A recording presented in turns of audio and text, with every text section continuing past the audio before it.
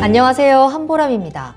위로의 말 한마디가 간절한 날이 있습니다. 하루에 듣는 그 수많은 말들 중에 내가 꼭 듣고 싶은 한마디가 있는데요. 그럴 때 가장 좋은 말은 그랬구나 아닐까요? 그랬구나. 위로와 공감이 묻어나는 이 말 한마디에 나는 위로를 받고 또 어쩌면 변화를 일으킬지도 모르겠습니다. 스스로에게도 이 말을 자주 해주면 좋을 것 같아요. 그랬구나. 그럴 수도 있지. 괜찮아. 자, 투자의 신 지금 시작하겠습니다.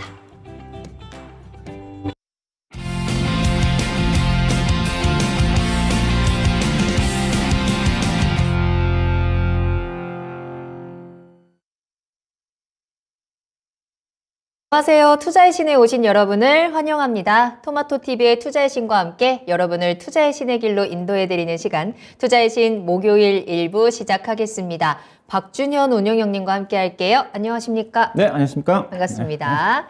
자, 오늘 운용형님과 함께 오늘 시장 깔끔하게 정리를 해보고요. 또 여러분들 종목에 대해서도 속 시원하게 해결책 드리고 앞으로 시장은 또 우리가 어떤 포인트 봐야 되는지까지 아주 저희가 꼼꼼하게 분석을 해보도록 하겠습니다. 자, 지금부터 여러분들이 궁금하신 종목을 저희한테 보내주시면 되겠는데요. 유튜브 실시간 채팅창을 통해서 종목 상담 남겨주시기 바랍니다. 유튜브에 토마토 증권통 검색하시고 들어오셔서 실시간 채팅창에 종목명, 매수가, 비중 남겨주시면 되겠고요. 구체적으로 어떤 내용이 궁금하신지 그리고 앞으로 어떤 대응을 하면 좋을지 같이 남겨주시면 더 좋습니다. 자, 그리고 전화로도 상담 가능합니다. 02-325-8200번, 325-8200번으로 문의 전화 주시기 바라겠습니다. 자, 그럼 오늘 함께 하시는 분들 인사 나누면서 또 투자의 신을 시작해 보도록 할까요? 자, 오늘 위로가 필요하신 분들 많으실 것 같습니다. 여러분들의 계좌에도 위로가 필요하진 않으신지 궁금한데요. 저 한마디로 좋다 말았습니다. CPI가 발표된 이후에 우리가 너무 기대를 좀 크게 했던 걸지 또 파월의 말 한마디에 시장은 다시 한번 흔들렸고요. 이렇게 또 한번 파란불을 또 보고야 말았습니다. 그래도 뭐 생각보다 괜찮았다라고 하시는 분들도 있고 이제 또다시 조정이 시작되는 건지 불안하다라면서 걱정하시는 분들도 많을 것 같은데요. 자, 일단 우리가 오늘 장은 일단 잘 정리해서 마무리를 해서 보내주고 우리는 또 새롭게 다가올 내일과 또 내년의 시장을 준비해 봐야 될 것 같습니다. 오늘 하루 여러분들 어떻게 보내셨는지 지금 바로 채팅창에 인사 나누면서 글 남겨주시길 바랄게요. 출석 체크하겠습니다. 오늘 반올림 100%님과 또 홍동현님 또 1등으로 함께 해서 오셨습니다. 그리고 레제비츠님, 출석은 출석인데요. 뭔가 힘은 안 나네요. 라는 댓글도 남겨주셨고요. 그럼에도 불구하고 내려가면 올라갈 거예요. 라면서 응원의 댓글들도 많이 올라오고 있는 게 보이고 있고요. 철학관 챔피언님, 또 오승님도 출석하셨습니다. 대박벌자님 안녕하세요. 반갑습니다. 자, 여러분들의 이야기 지금 바로바로 올려주시고요. 고재관님의 이름도 보이고 있네요. 레제비츠님께서 아침에는 생각보다 잘 버틴다 하다가 점심에는 했는데 장 마지막에 이러고 끝났다고 많은 분들이 공감하실 것 같습니다. 자, 그러면 지금부터는 우리가 내일장을 어떻게 준비해야 되는지 또 이야기 나눠볼 테니까요. 종목명, 매수가, 비중 바로바로 남겨주세요. 자, 그러면 저희는 그 사이에 오늘장에 대한 이야기를 해보도록 하겠습니다. 파월이 참 얄밉더라고요. 오늘은 어떻게 보내셨어요? 네, 일단은 파월 발언 때문에 빠졌으니까 얄밉기도 하지만은 근데 제가 보기에는 이제 오늘 주제를 오늘 시작 한마디를 네. 다소 매파적인 FOMC 결과 그렇게 잡았거든요. 제가 판단은 그렇게 아주 그동안 나왔던 발언에 크게 동떨어진 내용은 아니었는데 그쵸. 시장에서는 상당히 오늘 우리 국내 시장 같은 경우는 상당히 안 좋게 반응했지 않습니까? 실망을 좀 한 것 같아요. 실망스럽다고 봐야 될 것 네. 같은데 일단 저 대지포 보면 일단은 예상했던 대로 50bp 인상을 했어요. 예상했던 내용 쪽이나 이거는 뭐 다 알린 내용이고 또 이미 앞서 이제 CPI 지표가 상당히 11월 CPI 지표가 서프라이즈에 나왔으니까 당연히 예상됐던 수준이고 그 다음에 이제 주가가 하락으로 작용했던 것 자체가 결국 이제 최종 금리의 상향 조정이거든요. 점도표상에. 이번 파월 의장이 이제 기자회견을 통해서 지난 그 9월 달에 기자회견을 통해서 연준의 최종 금리 목표를 4.6 정도로 제시했거든요. 네. 이제 그 이후로 그 이후로 11월 달하고 또 12월 달에 FMC 하면서 이미 최종 금리 목표를 그렇게 그 당시 그렇게 얘기했거든요. 시장에서 예상했던 것보다 높아질 거다. 그런 얘기를 두 차례 했어요. 네네네. 그래서 시장에서는 최종 금리 범위 수준 자체를 5.0에서 5.25 정도까지 올라갈 거다. 그러니까 올해 이제 이번에 50bp 금리 인상을 했으니까 미국의 지금 금리 수준이 4.25에서 4.5지 않습니까? 그 다음에 현재 시장 예상치가 내년도 2월 달하고 3월 달에 FMC가 있으니까 25ppc 금리 인상을 하면 5.0 이것까지 다 알고 있는 상황이거든요. 5.0까지 가는 맞아요. 겁니다. 네. 알려진 내용이에요. 그러면 이제 중간 금리 마음의 준비가 그렇죠. 되어 있죠.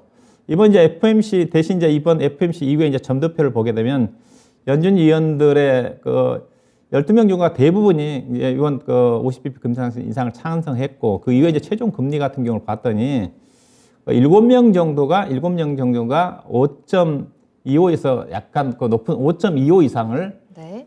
제시를 했더라고요. 5명인 거의 5.25에서 5.5, 일부 2명은 5.5에서 5.75 정도까지. 그러니까 7명 정도가 5.1 이상을 좀 제시해서 그게 약간 이제 우려 섞은 쪽으로 반영이 된 것 같습니다. 근데 앞서 얘기했다시피 최종 금리는 이미 파월 의장이 11월하고 12월 달에 이미 얘기했던 내용이다. 점도표 반영이 좀 됐다. 네. 그러니까 특별한 내용은 저는 없었다고 봐요. 다만 일부 앞서 얘기했다시피 7명의 연준 위원이 5.25 이상을 제시해 놨다. 그래서 약간 기준금리가 올라가지 않겠나 그런 우려감은 약간 있었던 것 같은데 네.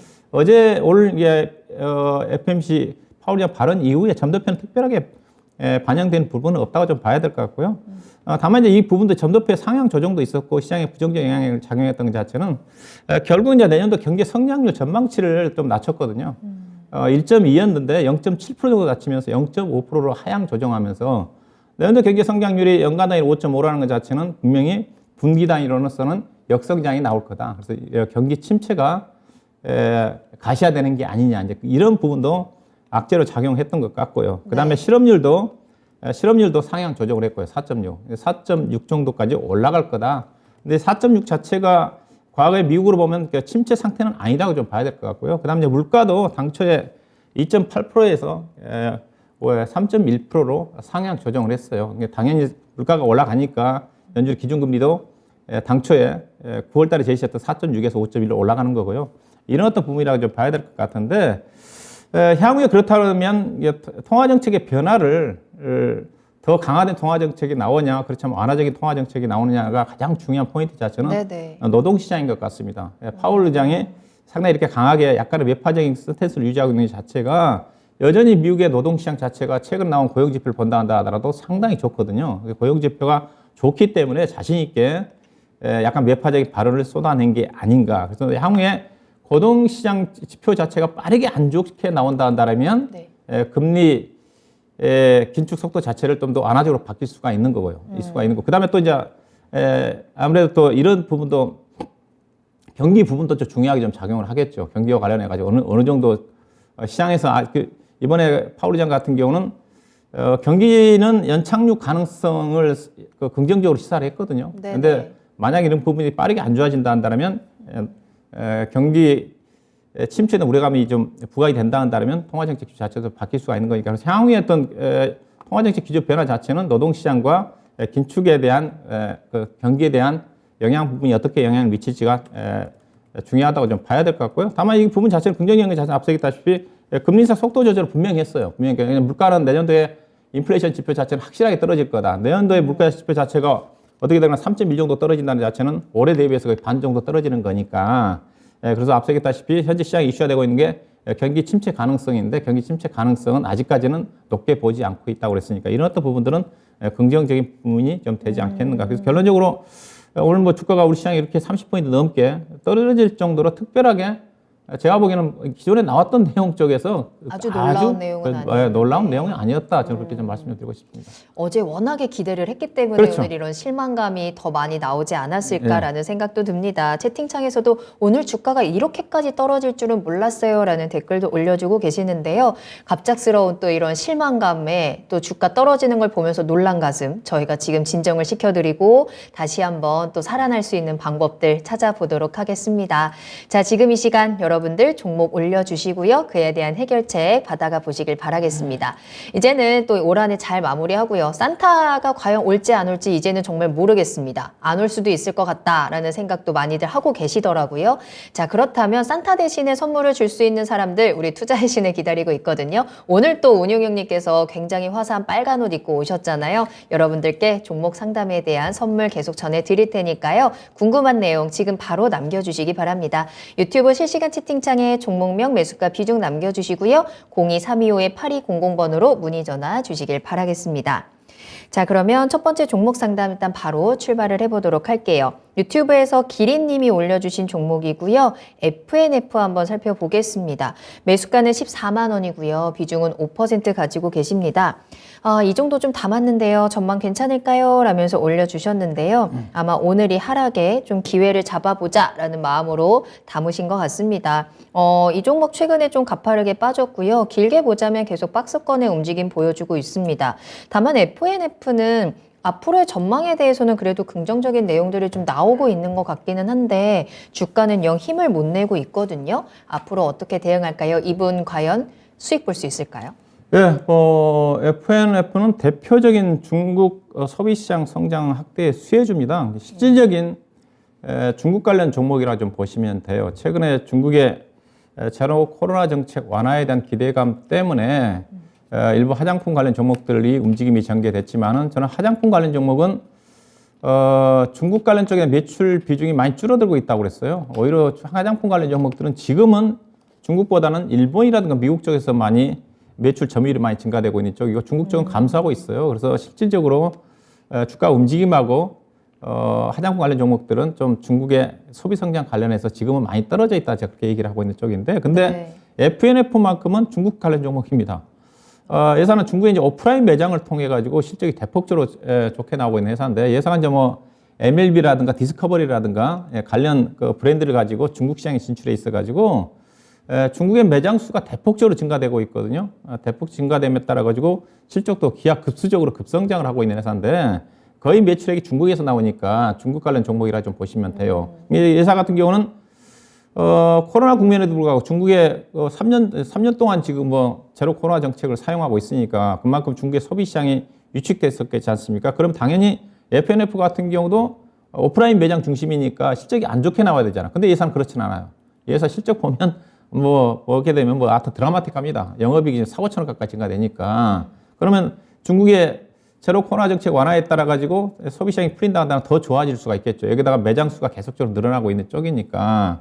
그래서 이 종목이 그만한 가치를 평가를 받으면서 문제는 주가가 올라왔다는 거죠. 회사가 지금 기업 분할해 가지고 나오지는 않는데 회사가 이제 기업 분할해서 FNS 홀딩스가 보시게 되게 되면 회사가 이제 분할됐거든요. 회사 분할돼서 보시면 주가가 10,000원대 주식 자체가 9만 원까지 올라갔던 주식이니까 8배, 9배 올라갔다고 보시면 됩니다. 이제 이걸 보셔야 돼요. 그래서 실적은 무조건 좋아요. 전망치 자체가. 다른 이제 이 회사 이제 의리 쪽이니까 그러면 이제 비교할 수 있는 회사 자체가 국내 쪽에 이제 우리 회사들이 OEM 의리 기업들 영업미역이라든가 한세실업이라든가 JS 코퍼레이션이라든가 OEM 의리 기업들이 미국에 기반을 두고 있는 회사들이 있을 거고 그 다음에 이제 국내에 기반을 두고 있는 한샘이라든가 신세계 인터내셔널이라든가 그 다음에 LG 패션이라든가 관련 종목들과 이제 밸류를 비교해 보면 이 종목을 알 수가 있거든요. 그런데 현재 지금 의리 업종들 영업미역이라든가 한세실업이라든가 관련 또 종목들 OEM 의리 기업들 같은 PER이 지금 6배, 7배입니다. 근데 지금은 FNF가 PER이 지금 기준에서 지금 11배, 12배예요. 11배, 12배입니다. 그다음 PBR도 높아요. 그래서 그런 부분을 평가를 받고 있어요. 다른 종목에 비하면. 다른 종목들도 물론 의류 기업들 같은 경우 영업무역이라든가 한세실업 같은 경우는 올해 사상 최대 실적이 난거든요. 근데 이제 주가가 못 간 이유 자체가 미국의 소비 시장이 유축이 좀 되니까 실적 자체가 이미 이제 피크아웃에서 고점 찍었다. 그런 쪽이거든요. 최근에 미국 시장의 소비 시장 자체가 급속축 좀 되고 있으니까 제가 보기에도 그럴 가능성이 커요. 근데 이제 FNF 같은 경우는 앞서 얘기했다시피 중국의 제로 코로나 확대 정책 국면 속에서 실적이 좋았고 네. 지금은 이제 풀리면 더 좋아질 거고 또 매장 수가 증가되니까 당연히 좋아집니다. 네. 그래서 이 종목은 아직 역성장은 아니에요. 근데 문제는 뭐냐? 그런 걸 평가를 받았다는 거죠. 근데 지금 시점에서 이 종목을 사야 되느냐? 사서는 안 됩니다. 이 종목은 왜냐하면 지금은 방어적이에요. 이제 지금 가치 성격으로 사야 돼요. 지금 만약에 이 종목이 만약에 실제 꺾여버린다, 안 좋게 잡는다, 그럼 주가가 상당히 부정적으로 작용할 수가 있어요. 그래서 실적 성장주지만은 제가 그래서 지금 시장에서 약간 불확실한 국면을 고려해서 종목을 선정을 할 때 실적 성장 플러스 저평가를 얘기하잖아요. 지난주에 제가 마지막 종목을 선정할 때 제가 그런 종목도 얘기했죠. 실적 성장주 플러스 저평가 종목을 지금 시장에서는 불확실한 국면이기 때문에 경기 침체 우려가 부각되는 시점이기 때문에 접근해야 된다. 그래서 네. 대표적으로 예컨대 2차전지 같은 경우는 실적 성장주지만 고평가이거든요. 저평가라 볼 수가 없어요. 물론 이제 저가 떨어져 저평가도 있지만 이게 FNF 같은 경우도 그런 경우예요. 2차전지 성격으로 보시면 됩니다. 성장주는 확실한데 상대적으로 다른 의류업체에 비해서 지금 고평가를 이미 프리미엄을 받고 있기 때문에 리스크가 부각될 수가 있다는 거예요. 그래서 주가가 좀 떨어지고 있는 쪽인데 그래서 지금은 오히려 이들 종목보다는 가치 성격의 영업무역이라든가 한세실업이라든가 그런 어떤 종목들이 안정적일 수가 있어요. 다만 주가는 당장 올해도 실적이 성장되니까 주가는 떨어질 것 같지는 않지만 기대 수익을 낮출 수밖에 없어요. PR이 12배, 3배이기 때문에. 그래서 종목이 어떠냐? 우리 시청자님이 5% 조금만 사셨네요. 네. 일단 이런 종목 떨어질 때 다 사셨어요. 근데 지금 계속 음봉이잖아요. 계속 음봉이기 때문에 이게 중국의 모멘텀에도 불구하고 주가가 떨어진다는 자체는 그런 것들이 반영이 됐다고 좀 보시면 돼요. 그래서 이 종목은 아직 박스권 매매 고점 돌파는 힘듭니다. 이 종목은 최근에 저점이 13만 1,000원이니까 13만 원과 15만 8천 원 사이에서 매매를 하시면 될 것 같습니다. 만약에 13만 원대를 저점 이탈하면 손절도 해야 될 것 같고요. 그냥 프리미엄을 받고 있는 그런 부분이기 때문에 그래서 5%니까 약간 추가 매수 일단은 13만 한 5, 6천 원대 정도에서 매수를 해보시고 일단은 목표 수익을 고점 돌파는 힘드니까 15만 6천 원, 8천 정도를 목표 주가로 염두에 두시고 그리고 13만 원을 이탈한 시점에서도 약간 짧게 손절도 좀 고려해 볼 필요가 있지 않겠나 그렇게 봐야 되겠습니다. FNF였습니다. 실적에 대한 부분만 보자면 너무나도 좋은 종목인데 이 고평가라는 리스크를 가지고 있습니다. 그래서 최근에 이런 중국에 대한 모멘텀을 받았음에도 불구하고 주가는 계속해서 조금 더 가파르게 내려오는 모습이 포착이 됐고요. 따라서 이 종목에 대해서는 조금은 방어적으로 대응을 해보셔야 될 것 같네요. 지금 박스권 구간이죠. 요 한 13만 원에서 15만 8천 원 요 사이에서 비중 조절이랑 요 타이밍 잘 잡으셔가지고 손실 보지 않고 꼭 빠져나오시기를 함께 응원하도록 하겠습니다. 자, 계속해서 박준현 운용형님과 함께하고 있고요. 여러분들 궁금하신 내용들 많이 남겨주시길 바라겠습니다. 귀여운 밤비님 오셨고요. 서당계 1년차님도 출석 체크합니다. 황원수님과 호박님 또 아리아님의 이름도 보이고 있고요. 동백꽃 피는 날님 잘 오셨어요. 눈 많이 온 날도 출석이에요 라고 하셨는데 오늘 진짜 눈이 많이 와가지고 저희 집이 약간 비탈길에 있거든요. 내려오는데 차가 미끄러져서 진짜 깜짝 놀랐어요. 여러분들 밤 지나고 내일까지도 좀 위험하니까 끝까지 방심하지 말고 안전운전 또 조심히 걸어 다니셔야 합니다. 봄님도 잘 오셨고요. 작은 소나무님도 모두 반갑습니다. 레제비치님께서 10시에는 루돌프처럼 코랑 뿔 달고 와줘요 라고 하셨는데 안타깝게도 오늘은 준비가 되어 있지 않고 저희가 한 번은 노력은 좀 해보도록 하겠습니다. 기대해 주시길 바라겠고요. 자, 그러면 우리 박준현 산타님과 함께하는 투자의 신 계속해서 다음 종목 만나보도록 하겠습니다. 여러분들 궁금한 종목 많이 올려주셔야 돼요. 이번에는 지오 엘리먼트 살펴볼 거고요. 반올림 100%님께서 매수 문의 주셨습니다.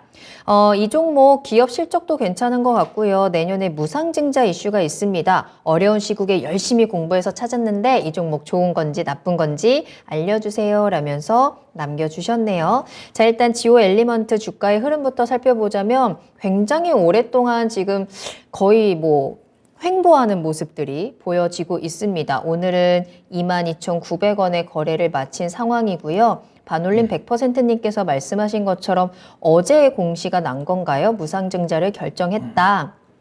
보통주 한 주당 신주 한 주를 배정하는 무상증자 결정에 대한 공시가 나왔습니다. 이 부분이 이 주가에 어떤 영향을 미칠지 호재로 좀 작용을 하면서 수익을 볼 수 있는 기회가 있을까요? 매수 타이밍 어떻게 보세요? 이분이 보니까 가지고 있는 것 같지는 않네요. 네, 이제 관심이 있어서 물어보시는데 네. 근데 결론부터 말씀드리면 살 수 있는 종목은 아니고요. 일단은 예사가 보니까 전방산업 자체가 반도체라든가 태양전지와 관련된 약간 원수와 관련된 희귀적인 회사인 것 같아요. 작년 11월 달에 상장이 좀 됐는데 매출액 자체는 뭐 200억, 300억짜리 회사니까 이제 본래 이제 주식시장에서는 이제 비교 주가가 없으면 특별하게 그 기업만 상장되는 경우, 아이템만까지 상장되는 경우는 비교 주가가 없으면 주가를 세력들 끌어올릴 수가 있거든요.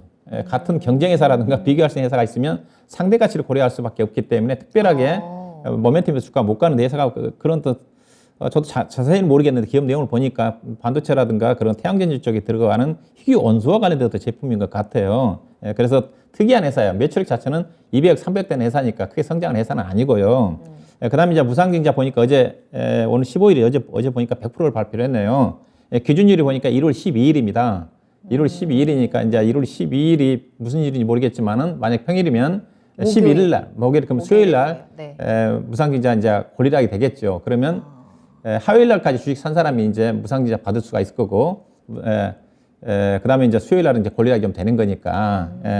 그래서 무상증자라는 것 자체가 그 기업의 가치가 변화가 있는 건 아니죠. 다만 이제 무상증자 100%니까 현재 가격 기준에서 22,900원 기준에서 만약에 내일 권리락이 된다 한다면 100%니까 11,000원 정도, 1,950원 정도가 되겠네요. 그렇죠? 그 정도로 이제 가격이 떨어지잖아요. 그러면 네네. 갑자기 주가가 22,900원짜리가 1,950원 떨어지니까 주가 싸다고 생각하거든요. 그게 이제 어떻게 보면 이제 현혹 효과라고도 볼 수가 있는 건데 가격이 떨어지면 대신 이제 수량을 이제 내주시고 두 개가 늘어나는 거니까 네. 가치 변화가 있는 건 아니죠. 근데 다만 이제 무상증자를 할 때 이제 호재로 작용하는 것 자체는 유통 물량이 많지가 않아서 무상증자를 하게 되면 이제 물량이 2배가 늘어나는 거죠. 유동성이 증가가 좀 되면서 그동안 관심이 안 뒀던 이제 기관이라든가 외국 투자가 또 관심을 가질 수 있다 그러면 그런 것도 호재로 작용을 해요. 그냥 물량이 적으면 기관 투자가들하고 외국 투자가들이 매매를 잘 안 하거든요. 근데 이 종목이 매출에 200~300억짜리 회사고 큰 규모가 아니기 때문에 기관하고 외국 투자가들이 관심을 가질 수 있는 그런 종목은 아닌 것 같아요. 현재 시가총액이 1,400억이거든요. 1,400억이니까. 그래서 일단은 거래량 자체가 많지 않으니까 유동성 증가되는 측면이 있을 것 같고요. 근데 가치의 변화가 없고 예상 이제 밸류로 본다 한다면 PR이 20배짜리 회사거든요. 올해 보면 작년도에 영업이 60억, 올해 76억을 예상을 하고 있는데 아마 그 정도 나올 것 같습니다. 현재 보면 3분기까지 보면 PR이 20배 되는 수준이거든요. 그러면 이게 밸류로 본다 한다면 현재 주가 수준 자체는 회사 부채는 없어요. 재무력 자체는 상당히 탄탄합니다. 그래서 안정성은 있는데 충분히 현재의 가치를 좀 반영하고 있는 게 아닌가. 이제 차트를 보시다시피 다른 것도 주가 떨어지도 안 떨어지고 있잖아요. 메리트가 없어요. 이게 주가 떨어진 가격적인 메리트도 없고 그렇다고 회사 성장성이 크지도 않는 것 같고 매출액도 크지 않는 수준이기 때문에 가격적인 메리트가 없고 오히려 그러니까 권리락 될 때까지는 주가는 안 떨어집니다. 안 떨어지는데 오히려 권리락 되고 난 다음에는 주가는 상당 기간 행보할 가능성이 크다. 그래서 기회 수익도 로우 리스크, 로우 리턴 종목이다. 그래서 별로 메리트는 없을 것 같습니다. 대신 보유하고 있는 사람의 입장에 본다 한다면 이렇게 접근해야 되겠죠. 근데 어제 주가 이제 급등했다 6개월 다가 밀려버렸잖아요. 아직 반영된 것 같지는 않아요. 본래 이제 무상증자 하게 되면 대체적으로 시장이 나쁘지 않으면 15% 20% 정도는 올라가거든요. 그리고 난 다음에 권리락이 좀 되거든요. 근데 이제 어제 주가가 올라갔다가 밀려버렸지 않습니까? 밀려버렸다는 자체는 일단 한 번 반영이 됐는데 이 상태라 본다 한다면 1월 11일 날 권리락 될 때까지는 주가는 안 떨어져요. 그래서 현재 가격대 23,000원 정도 전후라 본다 한다면 무상증자를 받고 파는 전략도 괜찮을 것 같고 만약에 그 전에 이제 1월 12일 전에 권리락 되기 전에 주가가 어제 주가가 25,500원까지 올라갔잖아요. 그렇죠? 25,000원 이상 넘어가면 무상증자와 관련된 주가가 이 주가에 반영됐다 생각하시고 무상증자를 안 받고 보유하고 계신 분들은 파는 전략. 그러니까 현재 가격대에서는 무상증자 받는 거 시장이 안 좋으니까 받는 게 유리할 것 같고 주가가 올라오면 무상증자를 안 받고 파는 전략이 필요하지 않겠는가. 신규 매수 자체는 별로 의미가 없다. 그렇게 말씀드리겠습니다. 알겠습니다. 지오 엘리먼트 매수에 대해서는 노 사인 드렸습니다. 그렇게 신규 매수하기에 매력적인 종목은 아닐 것 같다라고 조언을 드렸고요. 조금 더 공부해서 또 우리 다른 종목 한번 찾아볼까요? 찾아보시고 또 매수 타이밍 저희한테 문의 주시길 바라겠습니다. 자, 저희 전화 상담 활짝 열려 있습니다. 여러분들 전화 주시고 운용형님과 직접 이야기 나누시면서 더 많은 꿀팁들 받아가시길 바랄게요. 02-325-8200번입니다. 325-8200번으로 번호로 지금 바로 전화 주시고 여러분들의 이야기 들려주시길 바라겠습니다. 유튜브 실시간 채팅창도 계속 열어둘 테니까요. 종목명, 매수가 비중 남겨주시고 이렇게 매수하고 싶으신 종목들도 매수 문의 미리 주시고 점검 꼭 받아보시길 바랄게요. 여러분들의 이야기 계속 다 기다리고 있고요. 다음 상담 이야기 나눠보도록 하겠습니다. 이번에는 아리아님께서 진원생명과학 올려주셨는데요. 매수가가 12,125원이고요. 비중은 10% 담으셨어요. 안녕하세요. 수익 볼 수 있을까요? 진단 부탁드려요. 라면서 올려주셨는데 매수하신 가격이 좀 높이 있습니다. 진원생명과학 최근에 굉장히 흐름 좋았고 오늘도 이 코로나와 관련된 모멘텀 때문이었을까요? 좀 12%나 두 자릿수 때 급등을 하면서 8,830원까지 올라왔거든요.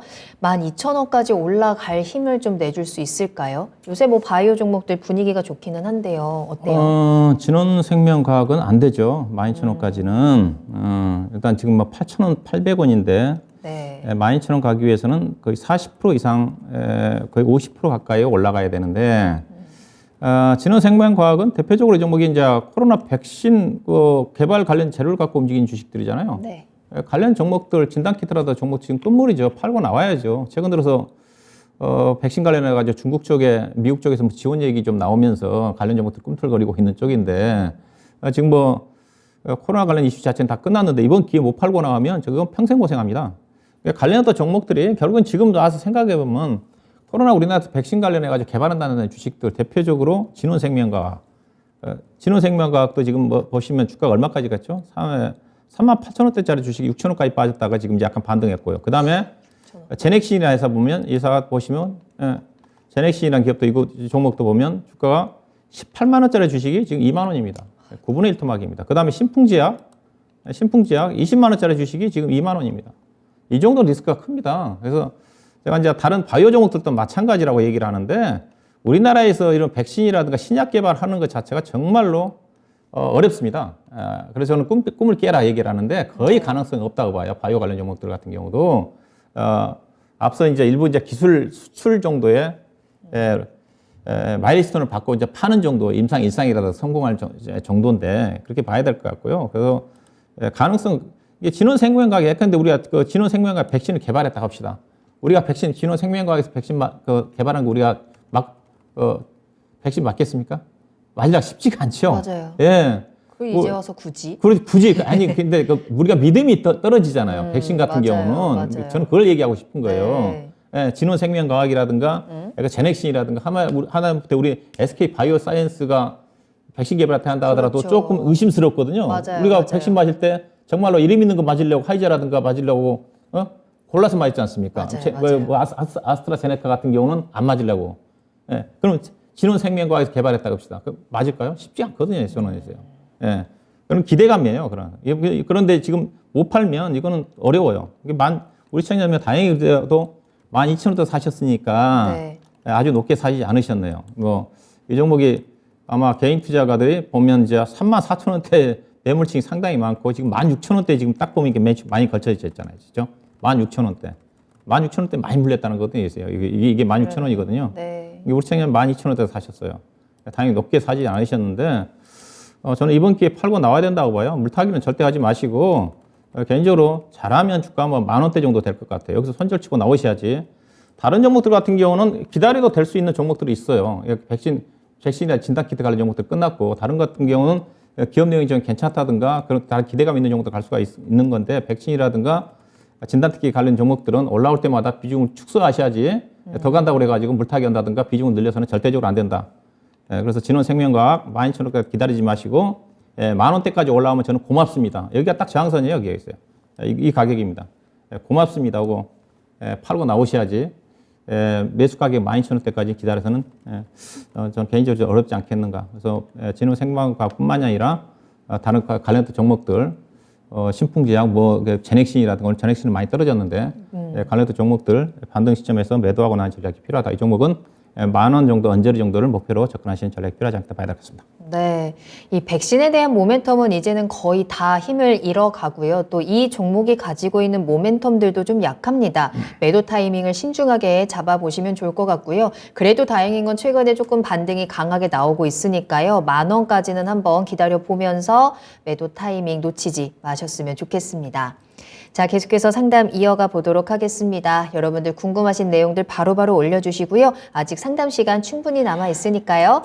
망설이지 마시고 지금 바로 남겨주시면 좋을 것 같고요. 건강이님 오셨네요. 운용형님이다 라고 하시면서 함께 해주고 계시고요. 대한도골협회님도 잘 오셨습니다. 새곰쥐말님 또 오랜만에 보이는 것 같은데요. 인사 나눌게요. 잘 오셨고요. 여름이 오면님 또 박주영님까지 저희가 함께 이야기 나누면서 종목 진단 계속 이어가겠습니다. 자, 이번에는요. NHN 한국사이버결제 한번 살펴볼게요. 솔님이 올려주신 종목이고요. 매수 가능한 시점인지 궁금해요 라고 하시면서 매수 문의로 함께 올려주셨네요. NHN 한국사이버결제 오늘 뭐 시장과 함께 많이 빠졌고요. 5% 하락하면서 14,150원에 거래를 마쳤습니다. 이 종목도 워낙에 많이 올라갔던 종목이어서 지금 또 많이 내려와 있는 구간이기는 하거든요. 지금 매수를 하는 게 어떨지 또 이 종목들이 어떤 모멘텀을 좀 가지고 있을까요? 예, 뭐 이 종목 많이 올랐다가 많이 빠졌다가 약간 또 네. 반등이죠. 뭐 결제해서인데 최근에 이제 주가가 움직였던 것 자체는 그 애플페이 관련 모멘텀 때문에 좀 움직임이 전개됐을 거예요. 관련된 한국정보통신을 중심으로 해가지고 관련 종목들, 한국정보통신 가장 수혜주로 알고 있는데, 네. 뭐 NHN 한국 사이버 결제는 이제 NHN과 관련이 좀 되면서 상당히 이제 결제 시장의 성장성을 가지고 옛날부터 주목을 받았던 주식이죠. 그래서 주가가 보시다시피 이미 성장성 부분이 반영이 좀 돼서 2019년도에 주가가 뭐 4만 원대까지 이때 이제 기대감이 이제 반영이 된 거고요. 이제 그 뒤로 이제 실적이 따라줬어요. 200억, 300억, 400억까지 영업이 증가되고 있으니까. 근데 생각했던 것만큼 실제 가파르게 성장하지 않고 있는 쪽이거든요. 그래서 예사가 현재 주가가 실적이 이제 좋아지고 있지만은 주가 수익비 PER 기준에서 지금 14배, 15배입니다. 근데 그러면 제가 이제 이 종목 한국 사이버, NHN 사이버 결제를 보면 어떻게든 결제와 관련된 회사가 지금 상장하는 회사가 NHN 한국 사이버 결제 외에 아까 한국정보통신, 그 다음에 한국 KG 이니시스, KG 모빌린스 회사가 있어요. 그들 회사가 비교해 보시라는 겁니다. 이 종목이 주가가 갈 수가 있는 건지. 먼저 자리를 잡고 있는 회사가 대표적으로 KG 이니시스라는 회사거든요. 뭐 약간 그 결제 시스템 차이는 좀 있지만은 결제 회사 쪽이니까 이 회사는 이제 온라인 유지의 결제 회사고, 그다음에 KG 모빌리스 같은 경우 이제 휴대폰 유지의 결제 쪽인데 이 회사가 영업이익 1,000억 나요. 계속 성장을 합니다. 980억, 1,000억, 1,100억, 1,200억. 그러면서 PER이 몇 배요? 6배입니다. 내년도에 5.9배예요. 그러면 자 보자고요. 그러면 NHN 한국 사이버 결제는 어떠냐? 올해 PER 16.4배잖아요. 내년도 14.1배입니다. 이게 가겠습니까? 저는 그 얘기하고 싶어요. 가더라도 지금 예컨대 KG 이니시스라든가 KG 모빌리언스라든가 관련 종목들이 가야 되겠죠. 예, 적어도. 성장성 물론 이들 회사 떨어지긴 떨어질 건데 네. NHN 사이버 결제 같은 경우 확실하게 네이버를 두고 있기 때문에 근데 실적이 그렇게 따라주지 않는다는 거죠. 예, 그래서 이거 KG 이니시스라든가 KG 모빌린스라든가 이들 종목들의 주가가 가지 않고서는 NHN 사이버 결제 주가 자체가 고평가 논란에 쌓일 수밖에 없어요. 예. 자, 그러면 이 종목 어떻게 해야 되냐? 한국 NHN 사이버 결제 자체는 일단은 제가 보기엔 다 쉽지는 않다고 봐요. 현재 PR 6배 되는 수준이기 때문에 지금 시장 자체는 앞서 얘기했다시피 지나치게 성장하는 주식들 약간 고평가, 상대적으로 고평가를 받고 있는 종목들 같은 경우는 쉽지 않거든요. 예, 그래서 주가가 최근에 한 단계 좀 떨어지고 난 다음에 주가가 지금 행보하는 국면이라 좀 보시면 될 것 같아요. 그래서 종목은 현재로 봐서는 차트상으로 본다 하더라면 13,000원과 최근에 15,000원대 밀렸으니까 13,000원, 15,000원 사이입니다. 그 사이에서 요즘 시장 자체 종목들이 거의 다 박스권 등락 과정이거든요. 고점 돌파하기가 쉽지 않은 쪽이거든요. 그래서 13,000원대 정도 초반에서 매수하셔가지고 15,000원 넘어가기 어렵다. 15,000원 넘어가게 되면 PER로 지금 앞서 얘기했듯이 올해 실적 16배인데 지금 KG 이니시스가 지금 6배밖에 안 되지 않습니까? 예, 그러면 이 종목이 16배, 17배 못 간다는 거죠. 그러면 이 종목은 15,000원 넘어가기 힘들다.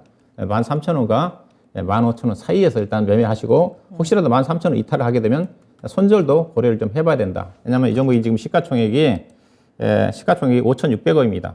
5,600억이고 KG 이니시스가 시가총액이 3,600억이에요. KG 이니시스가 영업이익이 1,000억이고 예산은 400억이에요. 근데 KG 이니시스가 시가총액이 낮지 않습니까? 이제 이런 것들을 고려해보면 한국 사이버 결제가 그렇게 싼 주식은 아니다. 그런 관점에서 약간 보수인 관점에서 등락 구간을 통한 매매 전략이 필요하지 않겠나 봐야 될 것 같습니다. 네, 자, 매수 문의 주셨는데요. 매수에 대해서는 한 번 더 고려를 해보시는 게 어떨까요? 상대적 고평가다라는 이 타이틀이 지금 시장에서는 또 하나의 악재로 좀 주가의 발목을 꽉 붙잡고 있는 상황입니다. 그에 따라서 실적 성장과 저평가되어 있는 종목을 찾아야 한다라는 조언 계속해서 드리고 있으니까요. 다시 한번 우리 종목도 찾아보도록 할게요. 자, 계속해서 상담 이어가고요. 저희 전화 상담 열려 있으니까요. 02-325-8200번 계속해서 문의 전화 주시길 바라겠고요. 여러분들 궁금하신 내용들 또 종목뿐만 아니라 시장에 대한 궁금증들도 같이 남겨주시면 되겠습니다. 오늘따라 또 매수 문의도 굉장히 활발하게 올라오고 있거든요. 매수 타이밍 저희가 바로바로 잡아드릴게요. 종목명, 매수가, 비중 남겨주시면 되겠습니다. 다음 상담은 유튜브에서 올려주신 종목 상신 EDP 살펴보도록 하겠습니다. 해헷님께서 올려주신 종목인데요. 매수가 16,000원이고요. 비중 5%입니다. 2차전지 소재 중에서 유망한 것 같아서 들어갔는데 주가 대체 왜 이러는 건가요? 지난달 11월 초쯤 들어갔는데요. 길게 보고 들어갔습니다. 목표가 어느 정도로 보면 되는지 진단 꼭 좀 부탁드려요. 운용형님 하면서 올려주셨는데 답답하신가 봐요. 이 종목 어때요? 예, 뭐 수익 구간이네요. 5% 16,000원 사셔가지고 일단은 이거는 소재가 아니라 부품 쪽이죠. 2차전지 부품 쪽이라고 봐야 돼. 배터리용 관련 부품 쪽이라고 보시면 될 것 같고요. 근데 네. 예사가 주가 자체는 상당히 쌉니다. 올해 아마 영업이익 아마 350억 정도에 단기순 280억. 아마 PR 기준에서 8배밖에 안 되는 쪽이니까 2차전지 관련 부품 쪽으로 본다 한다면 주가가 상대적으로 싸거든요. 관련 부품 회사가 이제 예사가 이제 비교할 수 있는 회사 자체가 신흥 SC라는 회사가 있습니다. 왜냐하면 이 회사가 또 주 거래처가 삼성 SDI예요. 삼성 SDI가 북미 쪽에, 유럽 쪽에 헝가리에 있거든요. 헝가리의 회사가 네. 관련 쪽 부품을 공급하고 있는 회사고 또 신흥 SC라는 회사도 헝가리에 부품 공장을 갖고 있는 회사입니다. 삼성 SDI. 그러니까 이 회사를 볼 때는 신흥 SC라는 회사와 함께 보면 볼 수가 있는데 신흥 SC도 주가 자체가 그렇게 비싸지가 않아요. 최근에 5만 원대에서 형보다 유목도 46,000원까지 내려왔네요. 보니까 현재 시가치 3,500원에 영업이익 300억 원에 아마 규모도 거의 비슷하죠. 단기 순이익 아마 신흥 SC가 조금 나오니까 그 회사 PR 기준 13.2배잖아요. 근데 지금 상신 EDP 같은 경우는 지금 주당 EPS가 지금 1963원이니까 PR이 지금 8.6배거든요. 이 종목이 싸다는 거죠. 그래서요. 부채도 96%밖에 안 되는 수준이기 때문에 그래서 대신 이 종목이 좀 할인을 받고 있는 이유 자체가 앞서 얘기했다시피 삼성 SDI라는 단일 회사 쪽에 집중이 돼 있다. 이 부분이에요. 비중이 많습니다. 그래서 현재 주가는 안 빠집니다. 충분히 좀 싼 것 같아요. 그래서 종목은 비중이 5%네요. 5%네. 추가 매수도 좀 해도 되지 않겠는가. 16,000원대 사셨는데 지금 17,000원이니까 이 가격대가 저점권이에요. 뭐 시장이 안 좋으면 약간 좀 내려올 수 있겠지만 16,000원 아래까지 내려갈 것 같지는 않습니다. 현재 보니까 3분기까지 영업이익 250억이거든요. 올해 한 340억 정도 예상을 하는데 충분히 나옵니다. 작년도에 비해서 작년도 아마 200억대 된 것 같은데 작년도보다 실적이 대폭이 좋아지니까 혹시 추가적으로 매수가 내려온다 한다면 16,000원 초반이라든가 16,500원 아래로 내려온다 추가 매수를 좀 하셔가지고요. 장대 음목이 내려왔긴 하지만 기업 내용으로 봐서는 다시 시장의 안정을 찾으면 2만 원대까지 빠르게 올라올 것 같습니다. 손절하지 마시고 비중이 5%밖에 안 되니까 5% 정도 추가 매수 관점에서 접근을 해도 좀 되는 주식이다 보시면 될 것 같습니다. 그러니까 11월 초에 시청자님께서 매수하신 이후에 조금 더 가파르게 올라가면서 수익 구간에 있었는데 최근에 그 수익을 다시 반납하는 구간이다 보니까 많이 좀 답답하셨을 것 같은데요. 오히려 잘 됐습니다. 지금 시장에서 추가 매수하셔서 비중 더 키우시고 수익도 더욱더 충분히 가져갈 수 있을 것 같다라는 긍정적인 전망 함께 전해드렸으니까요. 너무 걱정 마시고 잘 대응해 보시길 바라겠습니다. 자, 계속해서 상담 이어갈게요. 다음 상담 저희 전화로 한번 이야기 나눠볼까요? 시청자님 안녕하세요.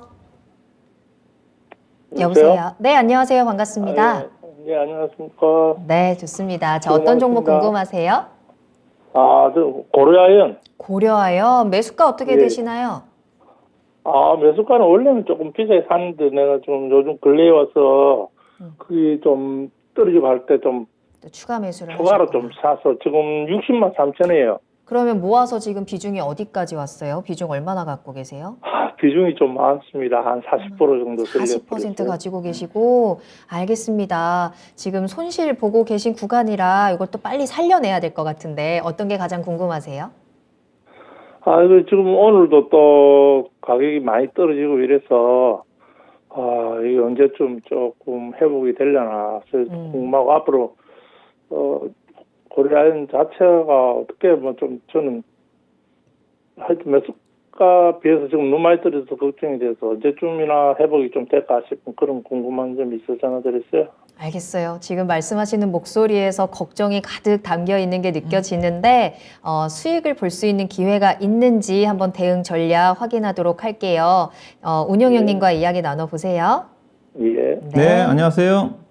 예, 안녕하십니까. 네, 이 고맙습니다. 종목을 샀던 것 자체는 예사가 이제 비철금속 쪽에서 이제 2차전지라든가 친환경 쪽의 사업에 대한 진출에 대한 기대감을 가지고 사신 거죠? 예, 그렇습니다. 예, 그걸 보고 사신 거죠? 예. 비철금속 관련 본래 이제 고려아연의 시적 자체는 이제 아연이라든가 금 가격이라든가 비철금속 가격에 연동하는데 그것 보고 사신 거 아니죠? 네, 최근에 이제 사업 다각화 관련해 가지고 여러 가지 2차전지 항산 니켈 사업에 진출이라든가 그다음에 이제 그린 사업과 관련해 아마 호주 쪽을 중심으로 해가지고 여러 가지 친환경 사업에 진출하고 있거든요. 아마 그거 보고 사신 것 같은데 또 그런 어떤 부분들이 좀 주가에 반영이 좀 됐어요. 반영이 됐고 이게 이 종목이 현재로 봐서는 거의 2차 전지를 중심으로 한 신소재 사업 부분. 2차 전지 쪽에서는 제가 보기에는 황산 니켈 사업에 진출한 걸 알고 있거든요. 이제 관련 쪽에 본래 이제 고려아연 가게 되면 비철금속이고 비철금속 자체가 또 친환경 사업은 아니죠. 오히려 공해 쪽과 관련된 사업이다 보니까 회사 자체가 전반적인 이제 글로벌 시장 자체가 지금 친환경 위주로 가는 시장이다 보니까 회사가 이제 그런 쪽에 신규 사업에 적극적으로 좀 진출을 좀 하고 있어요. 또 그래서 현재 주가 자체가 보시면 차트를 보시게 되게 되면 그런 것들이 반영이 된 겁니다. 왜냐하면 고려아연과 관련 회사가 대표적으로 이제 회사가 이제 비철금속 풍산을 좀 보게 되게 되면 풍산 자체는 주가가 지금 풍산은 최근에 이제 보시게 되게 되면 고점에 비해서 많이 내려와 있어요. 대표적으로 이제 비철금속 관련 종목들이 특히 이제 고려아연 같은 경우는 실적 자체는 최근에 꾸준하게 좋아지고 있지만 그렇게 좋아지는 쪽은 아니거든요. 크게 좋아지는 쪽은 아닙니다. 매출액이 예사가 이제 2020년도 영업이 9천억, 그다음에 2021년도 1조 원대 돌파했고 올해도 1조 원, 내년도도 1조 원, 2024년도 1조 1천억 정도 보고 있고 또 PR이 16배예요. 본래 이제 고려아연이 과거에 비철금속으로 평가를 받을 때는 PR 기준에서 11배, 12배가 적당했거든요. 근데 지금 16배라는 것 자체는 그런데 2차 전지 쪽으로 분류가 좀 돼서 그런 것들이 지금 반영이 좀 되고 있다. 자, 그러면 그렇다면 이 종목을 어떻게 해야 되느냐? 지금 2차 전지 관련 종목들이 전반적으로 한 단계 하락을 하고 있어서 그래서 이 종목도 지금 오늘부터 제가 보기엔 본격적으로 떨어진 것 같아요. 그래서 이 종목은 올라갈 가능성보다는 떨어질 가능성이 커요. 그래서 우리 시청자님이 오늘 이제 주가가 좀 떨어져서 약간 손실이잖아요. 그게 손실 아닙니다. 어떻게 보면. 그래서 많이 갖고 계셔가지고 걱정이 좀 되는 것 같아요. 저는 반 정도 팔아야 된다고 봐요. 위로 올라갈 가능성보다는 주가가 한 단계 떨어져가지고 50만 원대 초반이라든가 2, 3만 원 정도까지 내려올 가능성이 충분히 있다고 봐요. 아직까지는 차트상으로 유지가 좀 되고 있는 쪽인데 오늘 상당히 흐름 자체가 안 좋거든요. 그리고 올라간다 한다 하더라도 차트 보시다시피 62만 원대에 지금 엄청나게 매물층이 많이 포진돼 있습니다. 여기 이 가격이거든요. 62만 원대에서. 이게 지금 매물층이잖아요. 이제 올해 7월 달부터 해가지고 여기 매물층입니다. 이걸 뚫고 가기가 쉽지가 않아요. 그래서 내일 당일이라도 약간 좀 반등이 나온다 한다면 저는 개인적으로 40% 정도 많다고 좀 봐요. 그래서 반 정도는 좀 줄여놓고 보는 게 필요하지 않겠는가. 오늘 약간 떨어져 손실이니까 그게 손실 아니거든요. 그래서 아마 별로 떨어지지 않는데 제가 보기에는 그렇게 시장을 상황을 감안하면 떨어진 건 같이 나는데 우리 시청자 목소리 들어보니까 상당히 풀이 주고 계세요. 그렇죠. 비중이 많으니까. 그렇죠. 많으니까. 네. 그래서 걱정은 연세가 있으신 것 같고 또 주가 떨어지면 이게 저는 주식 투자로 인해 가지고 몸 상하는 거 더 안 좋다 생각하거든요. 그래서 맞아요. 목소리 들어보니까 좀 풀 상하셨는데 별로 손실도 아닌데 그래서 좀 저는 의견을 드리고 싶고 위로 올라갈 가능성보다는 확률적으로 올라가더라도 61, 2만 원대 저항이니까 내일이라도 한 반 정도 좀 덜어놓고 시장 상황을 좀 본다든가 다른 종목적으로 약간 좀 교체하는 전략도 좀 고려해 볼 필요가 있지 않겠는가 그런 의견을 좀 드리고 싶네요. 시청자님 이 종목 비중을 좀 과감하게 덜어낼까요? 예, 아주 하여튼 전문가님 하시는 말씀 듣고 보니까 좀 저기 조금 편안해지긴 하는데 아유. 조금이라도 반등할 기회가 있으면은 조금 더 좋을 것 같은데 계속 떨어진다는 걱정 되긴 되는데 좀 비중을 좀 줄여야 될 것 같긴 해요, 저도. 네, 오늘 전화 주셔서 감사하고요. 일단은 비중을 좀 줄여낸 다음에 반등의 기회를 저희가 또 그 타이밍에 다시 한번 또 잡아보도록 하겠습니다. 너무 걱정하지 마시고요. 힘내세요. 예, 감사합니다. 네, 고맙습니다. 감사합니다. 예, 수고하십시오. 네. 자, 이렇게 운용형님과 함께한 투자의 신 일부 종목 진단은 여기서 마무리를 하도록 하겠습니다. 오늘도 시간이 정말 빨리 갔고 그래도 그 사이에 여러분들 종목도 다양하게 진단 도와드렸는데요. 너무 아쉬워하지 마시고요. 저희 2부에서도 종목 진단 계속해서 진행이 되니까 궁금한 내용들 남겨놓으시면 저희가 2부에서 종목 진단 또 해드리도록 하겠습니다. 자, 그럼 지금부터는 조금 더 집중하는 시간이죠. 미니 강의 기다리고 있습니다. 앞으로 시장에서 우리가 어떤 포인트 짚어봐야 되는지 운용형님의 미니 강의 지금 바로 시작하겠습니다. 예, 자, 오늘 미니 강의 주제는, 반도체 관련해서 반도체 겨울나기라는 주제를 가지고 말씀 좀 드리고 싶은데요. 네. 우리 시장이 부진한 이유 자체가 지금 삼성전자라든가 SK 하이닉스, 여기다가 최근에 이제 LG 에너지 솔루션 시가총액 2위인데 관련 종목들의 주가 하락이거든요. 그래서 제가 한 달 전에 시장을 얘기할 때 반도체는 시장의 시작과 끝이다. 반도체가 바닥이 확인되고 올라가야지 우리 시장도 올라가는데 우리 시장의 부진 부분 자체가 이제 반도체 업황이거든요. 그래서 네. 반도체 쪽에 삼성전자, SK 하이닉스뿐만 아니라 반도체 소부장 관련 가지고 계신 분들 궁금해 가실 것 같아가지고 현재 또 반도체 업황이 어떠한 쪽이고 삼성전자, SK 하이닉스의 실적이 어떻게 변하고 있고 관련돼서 의견을 좀 제시해 좀 드리고 싶고 그래서 좀 준비를 했는데요. 현재 반도체 업황 자체가 지금 유례 없는 지금 수요 절벽입니다. 그러면서 가격이 지금 10월 달부터 급락을 하고 있는데 이렇게 떨어진 적은 없다고 그래요. 단기간에 떨어진 적이 없어가지고 그래서 최근에 SK 하이닉스 중심으로 해서 실적이 가파르게 지금 하향 조정되고 있거든요. 이따가 제가 표를 좀 보여드리면 구체적 숫자를 좀 보여드릴 건데 아직까지 삼성전자는 상대적으로 실적 하향이 상대적으로 적습니다. 그렇지만 SK 하이닉스의 실적 하향 조정 속도를 감안하면 삼성전자도 실적 하향은 불가피하지 않겠는가. 그런 어떤 부분인데, 현재 지금 반도체 업황이 이제 안 좋아지면 반도체 업체들이 지금 특히 DRAM 같은 경우는 삼성전자, SK 하이닉스, 마이크론 테크놀로지 중심으로 과점체제니까 관련 기업들이 공급 물량 축소를 좀 하면서 공급 물량을 조절을 하고 있거든요. 현재 지금 그런 상태입니다. 먼저 마이크론 테크놀로지가 가장 먼저 공급 과잉 축소에 좀 들어갔고, 그다음에 SK 하이닉스, 그다음 삼성전자는 아직까지 투자 축소를 안 하고 있는 것 같은데 그러면서 이제 공급 물량을 조정을 하거든요. 왜냐하면 지금 반도체 업황의 선행지표 자체가 재고인데 재고가 지금 거의 지금 사상 최대 수준입니다. 특히 SK 하이닉스 같은 경우. 그래서 현재 공급 축소가 지금 진행되고 있으니까 공급 축소 효과가 나타나는 시점 자체는 내년도 2분기 말 정도에 정점을 좀 찍을 거고 공급 물량 정점 찍고 그리고 3분기 정도부터는 이제 턴하지 않겠는가 그런 또 전망입니다. 그런 전망 하에 현재 주가가 움직임이 전개되고 있는 거고요. 근데 현재 주가 자체는 앞서 얘기했다시피 가파른 실적 하향을 반영하고 저는 있지는 못하고 있다고 좀 봐요. 표를 보시면 자 보도록 하겠습니다. 대표적으로 제가 SK 하이닉스가 실적 하향 조정폭이 크다고 그랬으니까 표를 보시게 되게 되면 당장 이제 올해 4분기 왜냐면 반도체 가격이 10월 달부터 급락을 하기 시작을 했거든요. 그래서 보면 3분기 때 실적 자체는 그렇게 나쁘지가 않습니다. 근데 4분기 때 실적 전망이 이렇게 나와 있잖아요. 최근에 이제 12월 달 이후에 증권사들이 실적 전망치를 SK 하이닉스 발표한 걸 보게 되게 되면 6개 증권사가 발표를 했는데 NH투자증권, 현대차증권, 대신증권, 키움증권, 한국투자증권, EBS증권 발표를 했는데 4분기 영업이익은 가장 낮게 제시한 데가 한국투자증권이 4천억이고 가장 비관적으로 본 데가 대신증권이 1조 5천억 적자가 날 거란 쪽입니다. 근데 맨 아래쪽에 보시게 되게 되면 이게 평균적으로 이들 6개 증권사의 가이던스가 1조 2,585억인데 여러분들 현재 시장의 컨센 자체는 4,192억으로 잡혀져 있어요. 오늘 날짜를 보면. 예. 그 다음에 중요한 것 자체 올해는 중요하지가 않습니다. 내연도가 중요하잖아요. 네네. 올해는 중요하지 않고 오른쪽에 보시게 되게 되면 같은 증권사들의 전망치를 보면 NH투자증권은 내년도에 영업 적자가 1조 6,250억 나올 거란 전망이고 가장 낮게 제시한 데가 키움증권이 2조 1,000억입니다. 그 다음에 가장 비관적으로 본 증권사가 맨 아래쪽에 있는 EBS투자증권이 무려 6조 4,790억이 적자가 날 거란 전망이에요. 저는 이것 보고 상당히 쇼킹했거든요. 네. 이게 평균적으로 6개 증권회사의 평균 적자 규모가 3조 6,963억입니다. 근데 시장의 컨센은 지금 얼마 잡혀 있냐? 여러분 HTS 보게 되면 1조 3천억이 잡혀져 있습니다. 예. 그래서 저는 현재 주가 SK 하이닉스 주가는 상당히 저는 이 실적을 보고 선전하고 있다. 물론 이런 부분이 반영될 수가 있겠지만 이 정도 실적 자체가 계속 떨어집니다. 이거 앞으로도 계속 떨어질 가능성이 커요. 이 정도로 반도체빵 자체가 급속히 안 좋아지고 있다. 이런 부분 보셔야 될 것 같고요.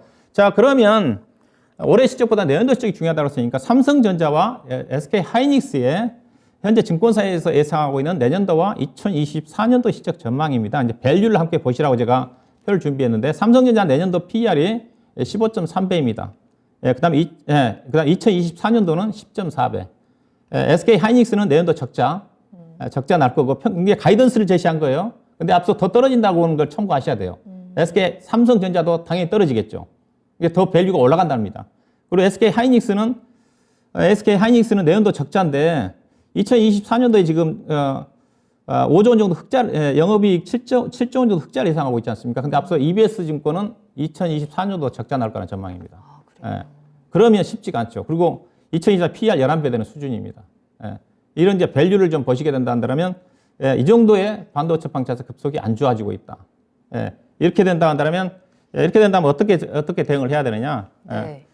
제가 이제 관련 종목들 투자 전략을 얘기를 해본다 한다면, 그래서 제가 반도체는 아직 바닥은 아니다. 반도체빵 자체가 앞서 이제 시장의 전망치가 앞서 이제 반도체 업종들에 대한 투자 공급 물량 축소를 통해 가지고 재고가 줄어들게 되면 내년 하반기부터 이제 턴할 거나 전망이지 않습니까? 이거 전제에서 움직임이 전개된다 한다면 진행이 된다 한다면 바닥은 언제냐? 내년도 1분기까지입니다. 주가는 6개월 정도 제가 선행해서 움직인다고 그랬으니까 내년도 3분기부터 가격이 턴할 거다. 그때 흑자 전환하는 게 아니라 재고가 줄어들면서 가격이 반전할 거다. 적자가 줄어들 거다 전망이니까. 그러면 내년도 저는 제가 보는 시각 자체는 개인적인 의견이지만은 내년도 1분기 때부터 그때서부터 주가가 올라가더라도 의미 있게 올라간다. 6개월 전이니까. 지금은 뭐냐? 지금은 리스크 관리를 해야 됩니다. 이 정도 적자가 난다 그러면. 그래서 저는 개인적으로 SK 하이닉스 적자가 만약에 현실화 6조 원 정도 적자가 난다 한다면 주가가 더 떨어진다고 봐요. 그래서 지금은 리스크 관리도 병행을 해야 되고 매매 주가가 올라갈 때 따라서는 안 된다. 트레이딩 관점에서 대응을 좀 해야 된다. 매매 전략으로 보인다. 제가 매매한다는 삼성전자는 가급적 5만 8천 원 정도 쳤죠. 그 다음에 올해는 6만 3천 원 넘어가기 어려울 거고. 참고로 증권사의 삼성전자 목표 주가가 얼마냐? 12개월 목표 주가가 가장 낮게 제시한 데가 7만 2천 원, 8만 원이 평균입니다. 삼성전자. 이게 내년도까지 목표 주가라는 거 염두에 두시고 SK 하이닉스는 7만 8천 원에서 8만 8천 원 정도 등락. 7만 8천 원 SK 하이닉스 같은 경우는 7만 8천 원 이탈하게 되면 손절도 리스크 관리도 좀 해야 되지 않겠는가 하는 시각이고요. 짧게 대응을 하셔라. 그렇게 좀 말씀 좀 드리고 SK 하이닉스의 증권사 목표 주가는 대체적으로 11만 원입니다. 평균적으로. 내년도 12개월 목표 주가니까 참고하시면 될 것 같고. 그럼 투자 전략은 어떠냐? 매매는 가급적 저는 반도체 관련 종목은 보수적으로 접근하는 매매를 한다면 칩 관련 종목보다는 소재가 가장 유리하고요. 소재는 그래도 안정성이 있거든요. 그 다음에 반도체 장비, 삼성전자나 SK 하이닉스는 그래도 나중에 접근할 필요가 있지 않겠는가. 그 다음에 SK 하이닉스가 상당히 안 좋다고 그랬습니다. 특히 SK 하이닉스는 투자 규모 자체도 이제 50% 감축 한다고 그랬어요. 마이크론 테크놀로지와 더불어서. 삼성전자는 아직 투자 규모 자체를 아직 제시하지는 않았어요. 그래서 SK 하이닉스의 매출 비중이 많은 장비라든가 소재 같은 경우는 피할 필요가 있지 않겠나 봐야 될 것 같고요. 반면에 이제 장비 같은 경우는 메모리 업체 투자 축소 과정에서 상당히 실적이 괜찮은 종목들이 있지만 친환경 관련 종목들, 예컨대 제가 얘기하는 GST라든가 윈셈이라든가 종목들은 친환경 쪽에 투자를 해야 되거든요. 네. 삼성전자의 RE100 달성을 위해서. 그 다음에 비메모리 쪽은 투자가 진행이 되거든요. 메모리는 감소한다 하더라도. 그 다음에 DDR5가 내년도부터 현실화되니까 DDR5와 관련된 정비 업종 중심으로 그래도 매매를 한다면 이쪽에서 관심을 좀 찾아야 되지 않겠나. 그래서 전략은 반도체 관련 종목들은 당분간 트레이딩 관점에서 내년도 상반기 정도까지는 조심스럽게 가급적 추격 매수는 자제하고 저점에서 사서 단기적인 관점에서 매매할 필요가 있지 않겠는가. 그런 의견을 제시해 드리도록 하겠습니다. 네. 반도체에 대해서 많이 궁금하셨을 텐데요. 이 반도체의 겨울이 자꾸만 길어지는 것 같습니다. 반도체 관련 종목 가지고 계신 분들이라면 대응 없이 또 그대로 놔뒀다가는 정말 더 꽁꽁 얼어버릴 수도 있을 것 같아요. 자, 투자 전략까지 꼼꼼하게 전해드렸으니까요. 참고하셔서 안전하게 이 겨울을 보내보시길 바라겠습니다. 자, 이렇게 박준현 운용형님과 함께 오늘 여러분들께 다양한 정보 전해드렸고요. 운용형님과는 여기서 먼저 인사드리겠습니다. 오늘 감사합니다. 네, 고맙습니다. 네, 투자의 신 1부는 여기서 마무리하고요. 잠시 후에 2부로 돌아오겠습니다. 조금 이따 만나요.